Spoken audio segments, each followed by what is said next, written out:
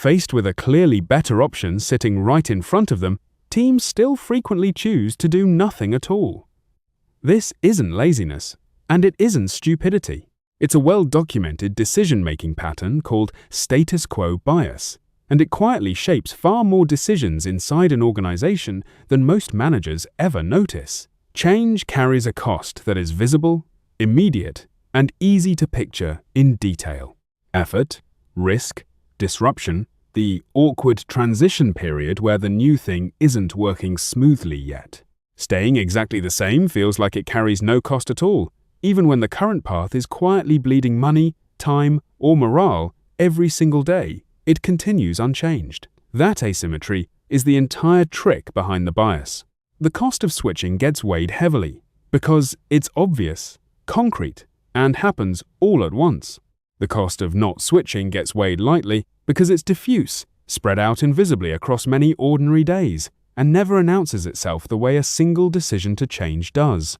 A company running an outdated internal system will often keep patching that system for years past the point where a proper replacement would have already paid for itself in saved time alone. Purely because switching requires someone to actively decide to switch, and staying requires literally nobody to decide anything at all. A team stuck inside an inefficient weekly process will keep running that exact same process long after almost everyone privately agrees, inside conversations, that it isn't working anymore, because changing it means someone specific has to step up and own that change, take the risk of it going wrong, and answer for it if it does. Doing nothing has no owner, and that absence of ownership is precisely why it keeps winning by default. The bias gets measurably stronger the more options are sitting on the table at once. Comparing 5 genuinely different alternatives against each other is cognitively harder and more effortful than comparing 0 alternatives, and doing nothing always looks deceptively simple and safe, standing next to a crowded menu of choices that all require real evaluation. This is part of why committees so often default to the status quo, even when several individual members privately favor a specific change. Nobody wants to be the one who has to argue for option 3 over option 1 and option 2 and the current approach, all at the same time, in front of the group.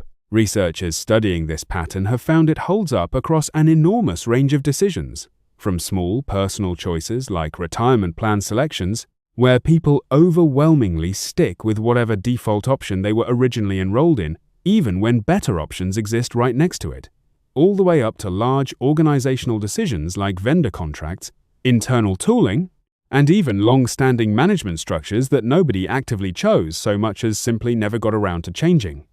The through line in every one of these cases is the same. The current option gets an unearned exemption from justification purely because it's already there, while every alternative has to actively prove itself worth the visible cost of switching. A concrete workplace version of this shows up constantly around software and tooling decisions specifically. A team adopts a project management tool early on, when the team was small and the tool's limitations barely mattered. Years later, the team has tripled in size. The tool is visibly straining under the load, and multiple people have quietly mentioned wanting something better in one-on-ones. But nobody actually proposes switching, because switching means picking a new tool, migrating years of history, retraining everyone, and absorbing weeks of reduced productivity during the transition, all of which is vivid and immediate. Staying with the strained, familiar tool costs the team something every single day in wasted time and frustration. But that daily cost is invisible precisely because it's ordinary and distributed, never showing up as one big line item the way a migration project would. Performance management systems run into this same wall. A company adopts an annual review process at some point in its history, and even after years of near-universal agreement that the process is dreaded, unhelpful, and disconnected from how people actually improve, that process often survives multiple rounds of leadership change untouched, because replacing it means someone has to design a new system, defend it, and take responsibility if the new version has its own problems, while keeping the old broken system requires literally nothing from anyone. The practical fix for a manager who wants to counter this isn't to simply push harder for change every time, since that just trades one kind of unearned bias for another. The fix is treating "keep doing what we are currently doing" as a real decision that requires its own active justification, exactly the same way any brand new proposal has to justify itself before getting adopted. If the status quo can't survive being defended out loud on its own actual merits, in the same meeting where a new proposal has to defend itself, then it shouldn't automatically win just because it happens to be what's already running. This means explicitly putting "continue exactly as we are" on the list of options being compared, with its own stated costs and risks written out next to it, rather than treating it as the silent, cost-free baseline that every other option gets measured against. When a team lists the real, ongoing cost of the current approach in writing, in the same level of detail used to describe the risk of switching, the status quo suddenly looks a lot less free than it felt a moment earlier, and that shift in framing alone changes which option a group actually picks far more often than another round of debate about the alternatives ever does. Before letting the current approach win again by default, force it to make its case out loud, the same way any new proposal would have to. This bias was first formally documented and named by economists Richard Samuelson and William Zeckhauser in a landmark 1988 study, and one of their cleanest demonstrations involved something as mundane as employer health insurance enrollment. When companies changed which insurance plan was presented as the default option for new hires, enrollment in that plan jumped dramatically, not because the plan itself became more attractive, but purely because it now required no active choice to end up in it. People overwhelmingly stayed with whatever they were defaulted into, across plans that were, on paper, roughly comparable in value.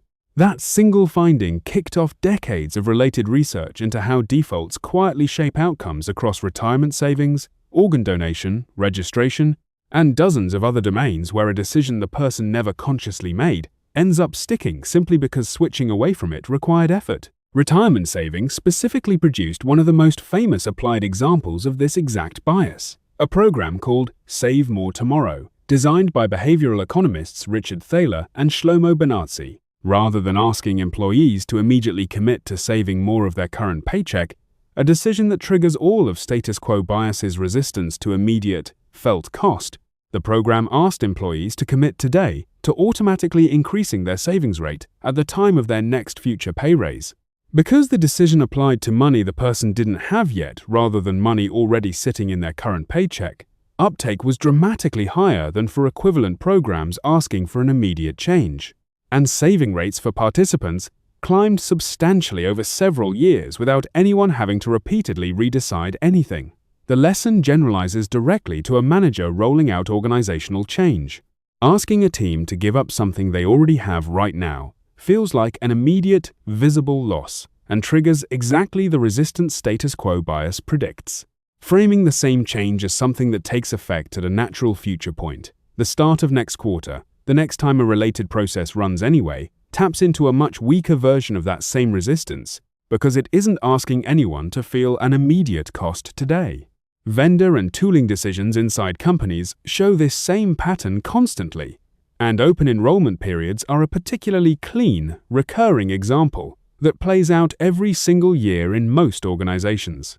Employees are shown several health insurance options at open enrollment, often including changes that would genuinely save them money or provide better coverage for their specific situation. The overwhelming majority stick with whatever plan they were already on the previous year, not because they carefully compared the new options and concluded their existing plan was still the best fit, but because reevaluating requires effort, and staying requires none. Internal software follows the identical curve. A company evaluating a switch to a cheaper, technically superior project management tool will frequently see the current, more expensive, more limited tool win out year after year, purely because every individual voice in the room can vividly picture the specific pain of a migration, the retraining, the temporary productivity dip, while almost nobody in the room is tracking, in concrete written terms, the ongoing cost the current tool has already quietly extracted over the preceding several years. Leadership transitions add another layer to this same bias. A new manager or executive inheriting a team often keeps existing processes running exactly as they found them for months or even years longer than the process actually deserves, not because the new leader has evaluated it and found it sound, but because changing something you didn't originally build yourself carries a specific, visible risk. If it goes wrong, it's now unambiguously your decision, whereas leaving an inherited process alone carries no such visible ownership of risk at all. This is precisely why so many clearly outdated systems and structures survive multiple changes in leadership untouched.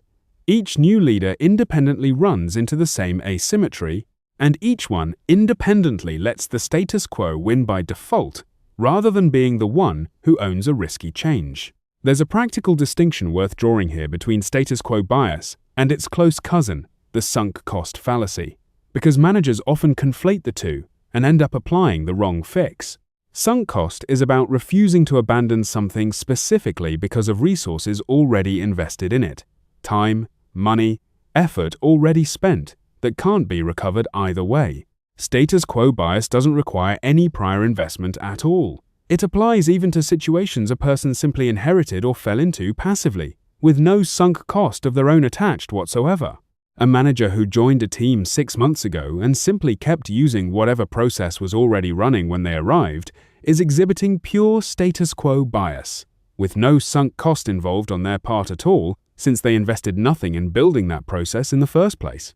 Recognizing which one is actually at play matters, because the sunk cost fix involves reminding people that past investment is gone, regardless of the choice made today, while the status quo bias fix involves something different, forcing an explicit, active comparison between the current option and the alternative, since the entire bias runs on the current option never actually having to compete on equal footing in the first place. A useful, concrete meeting practice for any manager who wants to counter this directly is instituting what might be called a standing option challenge during quarterly planning, a dedicated few minutes where the team is explicitly asked to defend continuing any major recurring process, tool, or structure exactly as it currently exists, with the same rigor and the same expectation of concrete justification that any brand new proposal would face in that same meeting. If a process can't produce a real current justification when asked directly, rather than simply pointing to its own long history as justification enough, that's a meaningful signal worth taking seriously, since we've always done it this way, is precisely the kind of answer status quo bias predicts a team will reach for by default, and it's worth distinguishing clearly from an answer that actually engages with the process's current merits on their own terms. None of this means every existing process or tool deserves to be replaced. Plenty of current approaches genuinely are the best available option, even after being fairly and rigorously compared against real alternatives. The goal isn't reflexively favoring change for its own sake, which would just be trading one bias for its mirror image. It's making sure the current approach actually earns its continued place through the same kind of scrutiny any new proposal has to survive, rather than being quietly grandfathered in purely because inertia is comfortable and switching requires someone to visibly own the risk of being wrong. Status quo bias also compounds specifically with team size and organizational layers, in a way worth naming directly. The more people who would need to individually agree that change is worth the visible cost of switching, the more likely it is that at least one person in that chain defaults to the path of least resistance. And in many organizations, a single quiet objection is enough to let an entire proposed change quietly die without ever being formally rejected. It simply stops being brought up again. This is why genuinely large organizational changes so often require a single, visibly accountable owner willing to absorb the discomfort of being the person who decided, rather than relying on a distributed group to collectively arrive at change through consensus. Since consensus-seeking structures are exactly where status quo bias finds the most room to operate freely, with no single person ever having to own the decision to finally move away from what's already familiar and comfortable for everyone involved. That single accountable owner doesn't need to be right every time, they just need to exist, since a named decision-maker who might occasionally choose wrong is still a functioning system, while a diffuse group that quietly defaults to inaction every time isn't really deciding anything at all. It's just letting the calendar decide by default, and letting time pass has never once been an actual argument that the status quo was the right call. It's just the option that required nobody to make one.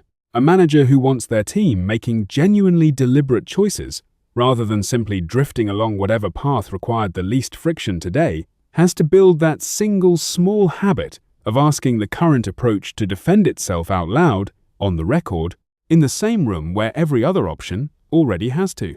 That single habit doesn't slow anything down meaningfully, it just makes the comparison honest, forcing the familiar option to compete on the same footing as everything else being considered, rather than winning automatically by simply already being there when the meeting started.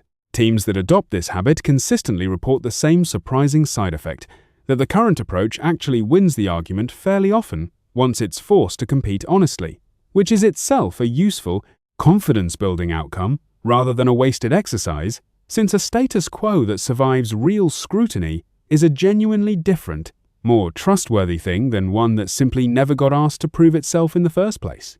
That small shift in confidence alone is often worth the exercise. Follow along for more of these.